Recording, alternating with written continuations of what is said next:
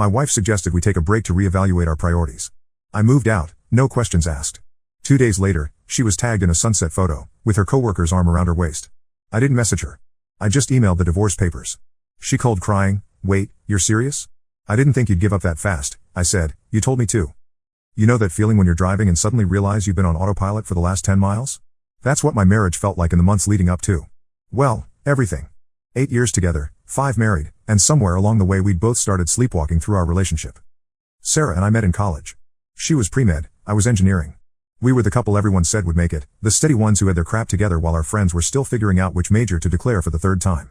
We graduated, got decent jobs, bought a house in the suburbs with a 2-car garage and a kitchen island that Sarah insisted we needed but never used.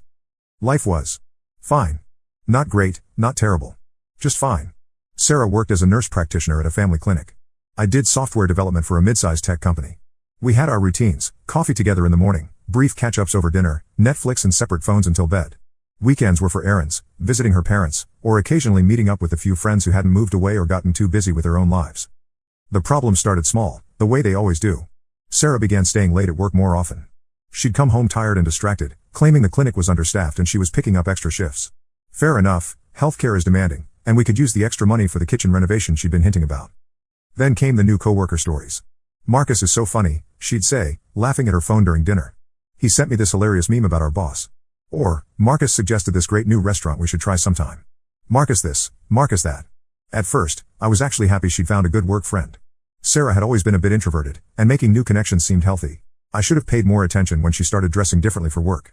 New clothes, more makeup, that perfume I bought her for Christmas but she'd only worn twice suddenly becoming her daily signature. When I complimented her on looking nice, she'd shrug and say she was just trying to be more professional. The phone thing was probably the biggest red flag I missed. Sarah had always been pretty open with her devices, we knew each other's passwords, would grab whoever's phone was closest to look something up. But gradually, her phone became glued to her hand. She'd take it to the bathroom, sleep with it face down, angle the screen away when texting.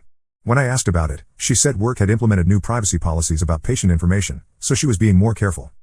Looking back, the signs were neon bright. But when you're living in it, when it's your life slowly shifting degree by degree, you adapt. You normalize. You tell yourself it's just a rough patch, that all marriages go through phases, that you're probably being paranoid or needy. The break conversation happened on a Tuesday in March. I remember because I'd made her favorite pasta, carbonara with a good pancetta from the Italian deli across town. She barely touched it. "David, I think we need to talk," she said, pushing the food around her plate. Those 6 words. Every married person knows them. Nothing good ever follows "we need to talk" in that tone. "I've been doing a lot of thinking lately," she continued, not meeting my eyes. "About us. About where we are in life. I feel like we've been going through the motions, you know? Like roommates more than partners." I set down my fork. She wasn't wrong, but hearing it out loud still stung. "Okay. What do you want to do about it?" "I think." She took a deep breath. "I think we should take a break. Just for a little while. To reevaluate our priorities. Figure out what we really want." The way she said it, rehearsed, clinical, made my stomach drop. This wasn't a spur-of-the-moment conversation. She'd been planning this. "How long is a little while?" I asked. "I don't know. A few weeks? A month? However long it takes to get some clarity." "And where exactly am I supposed to go during this break?" She had an answer ready for that too. "My cousin Lisa's apartment is empty while she's doing that teaching program in Japan. You could stay there. It's furnished, and the rent's already paid through summer. Too convenient. Too planned." But you know what? I was tired. Tired of feeling like I was married to a stranger, tired of the awkward silences and separate lives. Maybe she was right. Maybe we did need space to figure things out. "Okay," I said. She blinked, clearly expecting more of a fight. "Okay? If that's what you think we need, then okay. I'll pack some things tonight." The relief on her face should have told me everything, but I was still trying to be the understanding husband. Still trying to make it work. I packed 2 suitcases and moved into Lisa's 1-bedroom apartment that same night. It was weird, sleeping in a strange bed, eating cereal for dinner because I hadn't thought to bring food, scrolling through Netflix in someone else's living room. But also kind of liberating. For the first time in months, I wasn't walking on eggshells, wondering what mood Sarah would be in or whether I'd say the wrong thing. The first day was strange but manageable. I went to work, came home to the empty apartment, ordered takeout, and watched a documentary Sarah would have hated. It felt like playing hooky from my own life. Day 2 was when everything changed. I was mindlessly scrolling through Facebook after work when I saw it. Sarah, tagged in a photo by someone named Marcus Chen. My stomach dropped even before the image fully loaded. There she was, my wife of 5 years, standing on what looked like a beach overlook at sunset. Golden hour lighting, waves crashing below, everything scenic and romantic. And there was Marcus, tall, Asian guy with perfect hair and one of those effortlessly handsome faces that probably never had a bad photo. His arm was wrapped around Sarah's waist, pulling her close. She was leaning into him, head tilted toward his shoulder, smiling in a way I hadn't seen in months. The caption read, "Sometimes the best views come after the longest climbs. #blessed #new chapter." I stared at that photo for probably 10 minutes straight. The timestamp showed it was taken earlier that day, less than 48 hours after she'd asked for a break to reevaluate priorities. The location tag said Point Reyes, a scenic spot about 2 hours north of our city. A place Sarah and I had talked about visiting but never got around to. My first instinct was to call her. Demand an explanation. Ask how the hell she was posting romantic sunset photos with another man 2 days into our supposed self-reflection period. But something stopped me. Maybe it was pride, maybe it was the final puzzle piece clicking into place, or maybe I was just done with the drama. Instead, I screenshot the photo and closed Facebook. Then I called my lawyer. Actually, let me back up. I should probably explain why I had a lawyer's number readily available. About 2 years earlier, my parents had gone through a messy divorce after 30 years of marriage. I'd helped my dad navigate the process and had gotten a referral to Rebecca Martinez, a family law attorney with a reputation for being thorough and no-nonsense. I'd kept her card in my wallet, the way you keep jumper cables in your trunk, hoping you'll never need them but glad they're there just in case. Rebecca answered on the third ring. Martinez Family Law, this is Rebecca. Hi, Rebecca, this is David Chen. We met a couple years ago during my father's divorce proceedings. David, yes. How are you? How's your dad doing?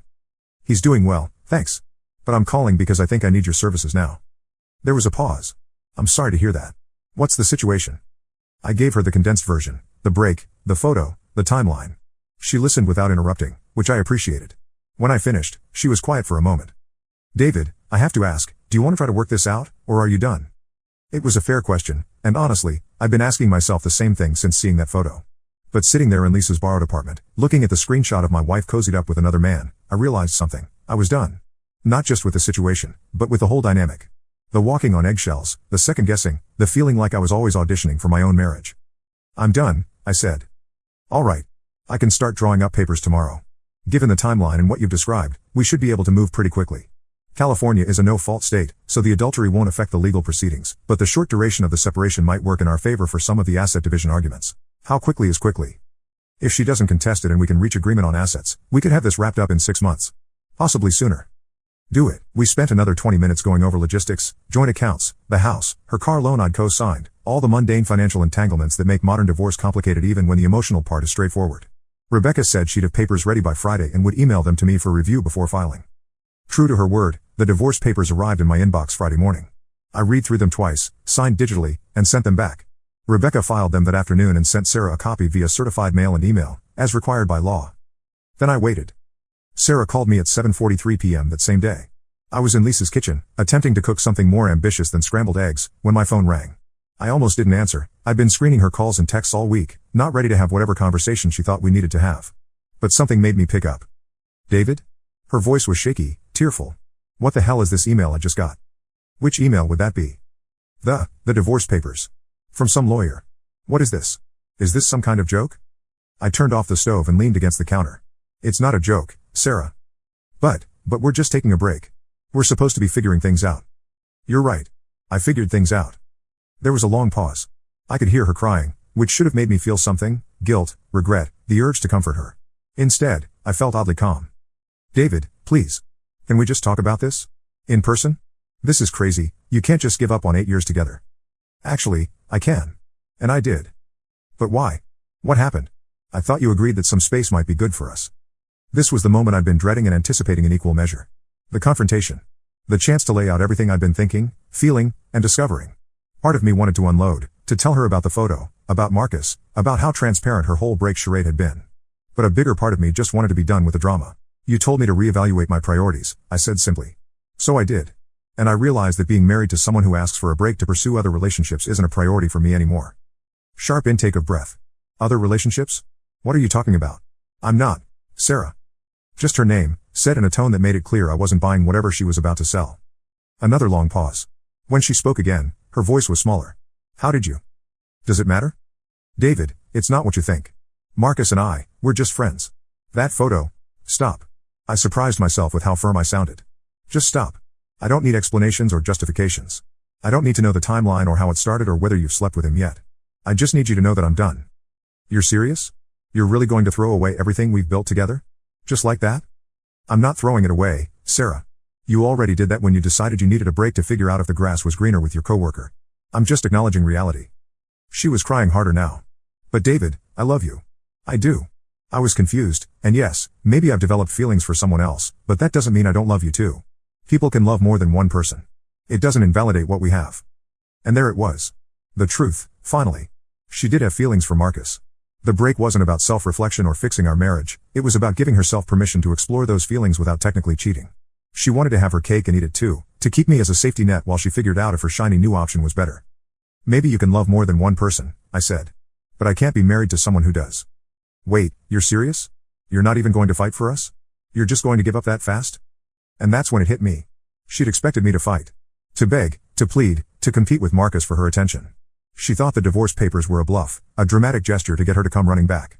She'd probably told Marcus I was the type to roll over, that I'd be so desperate to keep her that I'd accept whatever scraps of attention she was willing to throw my way. You told me to, I said. What? You told me to give up. You asked for a break to reevaluate priorities. Well, I reevaluated. And I decided that my priority is being with someone who chooses me, not someone who keeps me around as option B while they test drive option A. The silence stretched on. I could hear her breathing, probably trying to figure out what to say to fix this. How to walk back the divorce papers and reset the conversation to where she thought it should be. David, please. Can we just meet somewhere and talk about this? I feel like there's been a huge misunderstanding. There's no misunderstanding, Sarah. You wanted space to figure out what you wanted. I'm giving you all the space you need. Permanently.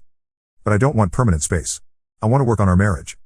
Then you shouldn't have asked for a break to go hiking with your boyfriend. Another sharp intake of breath. He's not my boyfriend. Yet. I hung up. She called back immediately. I let it go to voicemail. She called 3 more times that night, leaving increasingly frantic messages. The first was angry. How dare I jump to conclusions? How dare I not give her a chance to explain? The second was bargaining. Maybe we could do couples therapy. Maybe the break was a mistake. Maybe we could start over. The third was just crying. I deleted them all without listening to the end. The next few weeks were weird. I threw myself into work, picked up some freelance projects, started going to the gym regularly for the first time in years. Lisa's apartment became less borrowed space and more home. I bought groceries, rearranged furniture, even got a plant. Small things, but they felt significant. Sarah tried various approaches to get me to respond. Text messages ranging from apologetic to angry to confused. Emails. She even showed up at my office once, but I'd anticipated that and asked building security not to let her up. She sent flowers to my workplace with a note saying we need to talk. I gave the flowers to my assistant and threw away the note. Friends started reaching out, having heard through the grapevine that we were separated. Most were supportive, a few tried to play mediator. Maybe you should hear her out, said Mike, a mutual friend from college. 8 years is a long time to throw away over a misunderstanding. But that was the thing, it wasn't a misunderstanding. Sarah hadn't accidentally developed feelings for Marcus. She hadn't accidentally asked for a break. She hadn't accidentally gone on a romantic sunset trip with him 2 days later. These were choices, a pattern of behavior that showed me exactly where I ranked in her priorities. The divorce moved faster than Rebecca had initially predicted. Sarah didn't contest it, probably hoping that cooperation would somehow lead to reconciliation. We mediated the asset division over a single afternoon. The house went on the market. We split the savings account. She kept her car, I kept mine.